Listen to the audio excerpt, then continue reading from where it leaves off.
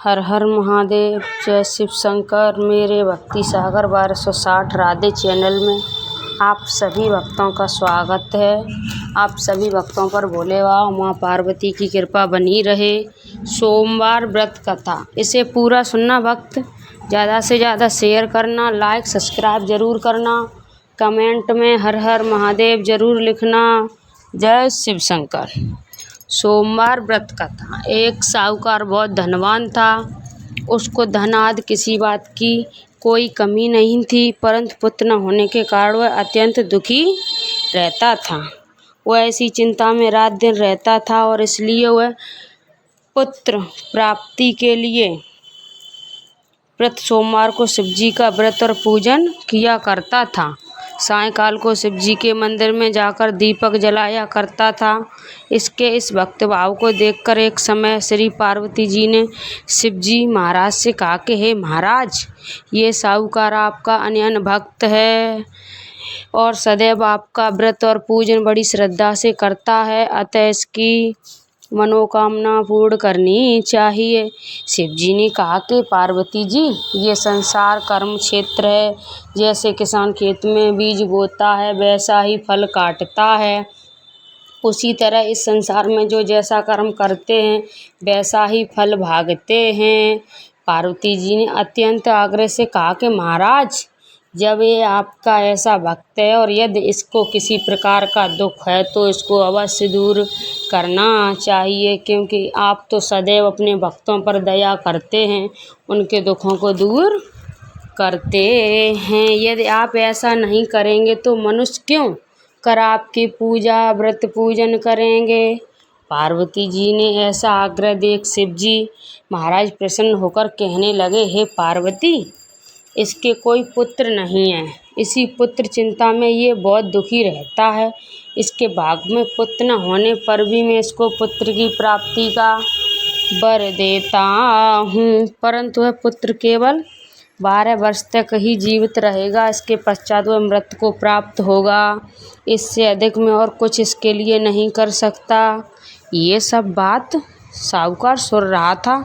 इससे उसको न कुछ प्रसन्नता हुई और न कुछ दुख हुआ। वह पूर्वतः वैसे ही शिव जी महाराज का सोमवार का व्रत और पूजन करता आ रहा। कुछ समय व्यतीत हो जाने पर साहूकार की स्त्री गर्भवती हुई और 10वें महीने में उसके गर्भ में अति सुंदर पुत्र की प्राप्ति हुई। साहूकार के घर में बहुत खुशी मनाई गई, परंतु साहूकार ने उसको केवल 12 वर्ष की आयु जानकर अधिक प्रसन्नता प्रकट नहीं की और न किसी को भेद बताया। जब वह 9 वर्ष का हो गया तो उस बालक की माता ने उसके पिता से उसके विवाह आदि के लिए कहा, परंतु वह साहूकार कहने लगा, मैं अभी इसका विवाह नहीं करूँगा और काशी जी पढ़ने भेजूँगा। फिर उस साहूकार ने अपने साले अर्थात बालक के मामा को बुलाया। उसको बहुत सा धन देकर कहा, तुम इस बालक को काशी जी पढ़ने के लिए ले जाओ और रास्ते में जिस जगह भी जाओ वहाँ यज्ञ करते, दान देते तथा ब्राह्मणों को भोजन कराते जाओ।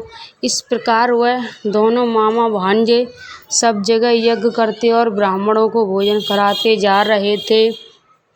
रास्ते में उनको एक शहर पड़ा।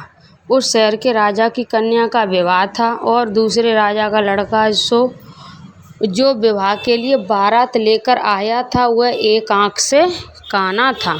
लड़के के पिता को इस बात का बड़ी चिंता थी, कहीं वर को देख कन्या के माता पिता विवाह में किसी प्रकार की अड़चन पैदा ना कर दें। इस कारण जब उसने अति सुंदर सेठ के लड़के को देखा तो मन में विचार किया, क्यों न दरवाजे के समय इस लड़के से वर का काम ले लिया जाए। तो ऐसा विचार कर राजा ने उस लड़के और उसके मामा से कहा तो वह राजी हो गए और साहूकार ने लड़के का स्नान आदि करा, वर के कपड़े पहना तथा घोड़ी पर चढ़ा दरवाजे पर ले गए और बड़ी शांति से सब कार्य हो गए। अब वर के पिता ने सोचा, यदि विवाह कार्य भी इसी लड़के से करा दिया जाए तो क्या बुराई है। ऐसा विचार करके उसके मामा से कहा, यदि आप फेरों और कन्यादान का काम भी करा दें तो आपकी बड़ी कृपा होगी और हम इसके बदले में आपको बहुत सा धन देंगे। उन्होंने स्वीकार कर लिया और विवाह कार्य भी बहुत अच्छी तरह हो गया। परंतु जिस समय लड़का जाने लगा तो उसने राजकुमारी की चुन्नी के पल्लों पर लिख दिया कि तेरा विवाह तो मेरे साथ हुआ है, परंतु जिस राजकुमार के साथ तुमको भेजेंगे वह एक आँख से काना है और मैं तो काशी जी पढ़ने जा रहा हूँ। उस राजकुमार ने जब अपनी चुन्नी पर ऐसा लिखा हुआ पाया तो उसने राजकुमार के साथ जाने से इनकार कर दिया और कहा कि ये मेरा पति नहीं है, मेरा विवाह इसके साथ नहीं हुआ है, वह तो काशी जी पढ़ने गया है। कुमारी के माता पिता ने अपनी कन्या को विदा नहीं किया और बारात वापस चली गई। उधर सेठ का लड़का और उसका मामा काशी जी पहुंच गए। वहां जाकर उन्होंने यज्ञ करना और लड़के ने पढ़ना शुरू कर दिया। जब लड़के की आयु 12 वर्ष की हो गई तब एक दिन उन्होंने यज्ञ रच रखा था कि उस लड़के ने अपने मामा से कहा, मामा जी आज मेरी तबीयत कुछ ठीक नहीं है। मामा ने कहा अंदर जाकर सो जाओ। लड़का अंदर जाकर सो गया। थोड़ी देर में उसके प्राण निकल गए। जब उसके मामा ने आकर देखा कोई मुर्दा पड़ा है तो उसको बड़ा दुख हुआ और उसने सोचा मैं अभी रोना पीटना मचा दूंगा तो यज्ञ का कार्य अधूरा रह जाएगा। अतः उसने जल्दी से यज्ञ का कार्य समाप्त कर ब्राह्मणों के घर जाने के पश्चात रोना पीटना आरंभ कर दिया। संयोगवश उस समय शिवजी महाराज और पार्वती जी उधर से जा रहे थे। जब उन्होंने जोर जोर से रोने पीटने की आवाज़ सुनी तो पार्वती जी शिवजी को आग्रह करके उसके पास ले गईं और सुंदर लड़के को मरा हुआ देखकर कहने लगीं कि महाराज ये तो उसी सेठ का लड़का है जो आपके वरदान से पैदा हुआ था। शिवजी ने कहा कि पार्वती जी इसकी आयु इतनी ही थी, वे भोग चुका है। पार्वती जी ने कहा कि महाराज कृपा करके इस बालक को आय दो, नहीं तो इसके माता पिता तड़प तड़प कर मर जाएंगे। पार्वती जी ने इस प्रकार बार बार आग्रह करने पर शिवजी को उसको वरदान दिया और शिवजी महाराज की कृपा से लड़का जीवित हो गया। शिव पार्वती कैलाश चले गए। तब वह लड़का और उसका मामा उसी प्रकार यज्ञ करते हुए अपने घर की तरफ चल पड़े और रास्ते में उसी शहर में आए जहाँ पर उस लड़के का विवाह हुआ था। वहाँ पर आकर जब उन्होंने यज्ञ आरंभ कर दिया तो उस लड़के के ससुर ने उसको पहचान लिया और महल में लाकर उसकी बड़ी खातिर की, साथ ही बहुत सारा धन और दासियों सहित बड़े आदर और सत्कार के साथ अपनी लड़की को जमाई को विदा किया।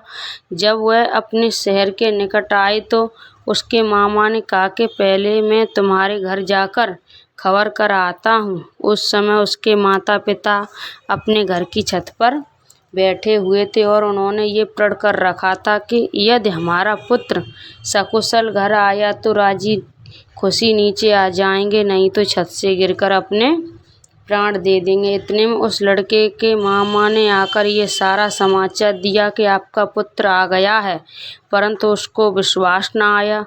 तब उसके मामा ने शपथ पूर्वक कहा कि आपका पुत्र अपनी स्त्री तथा बहुत सारा धन लेकर आया है। तो सेठ ने बड़े आनंद के साथ उनका स्वागत किया और वह बड़ी प्रसन्नता के साथ रहने लगे। इसी प्रकार जो कोई भी सोमवार का व्रत धारण करता है अथवा इस कथा को पढ़ता है या सुनाता है उसके दुख दूर होकर उसकी समस्त मनोकामनाएं पूर्ण होती हैं। इससे लोक में नाना प्रकार के सुख भोग कर अंत में सदा शिव के लोक की प्राप्ति हुआ करती है। बोलिए भोलेनाथ की जय। माता पार्वती की जय। हर हर महादेव। जय जय शिव शंकर। भोले बाबा की आरती। जय शिव ओमकारा, हरे शिव ओमकारा, ब्रह्मा विष्णु सदा शिव, अर्धांगिनी धारा। जय शिव ओमकारा, एकानन चतुरानन, पंचानन राजे, हंसासन गरुड़ासन, वृषवाहन साजे। जय शिव ओमकारा, दो भुज चार चतुर्भुज, दस भुज ते सोहे तीनों रूप निरखते त्रिभुवन जन मोहे। जय शिव ओमकारा जय माला वनमाला मुंडमाला धारी त्रिपुरारी कंसारी वरमाला धारी। जय शिव ओमकारा श्वेतांबर पीतांबर बागांबर अंगे सनकादित्य ब्रह्मादित्य भूतादित्य संगे। जय शिव ओमकारा कर में श्रेष्ठ कमंडल चक्र त्रिशूल धरता जग करता जग हरता जग पालन करता। जय शिव ओमकारा ब्रह्मा विष्णु सदा शिव जानती अविवेका प्रणवाक्षय के मंदे ये तीनों एका। जय शिव ओमकारा तिरगुण शिव की आरती जो कोई नर गावे कहत शिवानंद स्वामी मन वांछित फल पावे। जय शिव ओमकारा हर शिव ओमकारा ब्रह्मा विष्णु सदा शिव जानती अर्धांगिनी धारा। जय शिव ओमकारा बोलिए भोलेनाथ की जय पार्वती मैया की जय। आप सभी भक्तों को मैंने सोमवार व्रत कथा सुनाई और शिव जी की आरती सुनाई, उसमें मैंने कुछ गलत बोला हो तो आप सभी भक्त मुझे माफ़ करना। इस वीडियो को ज़्यादा से ज़्यादा शेयर करना, लाइक करना, सब्सक्राइब करना, कमेंट में हर हर महादेव ज़रूर लिखना। बोलिए भोले बाबा की जय। हर हर महादेव शंभु हर हर महादेव शंभु। जय भोलेनाथ जय जय भोलेनाथ हर हर महादेव। ओम नमः शिवाय ओम नमः शिवाय हर हर भोले नमः शिवाय। ओम नमः शिवाय ओम नमः शिवाय हर हर भोले नमः शिवाय।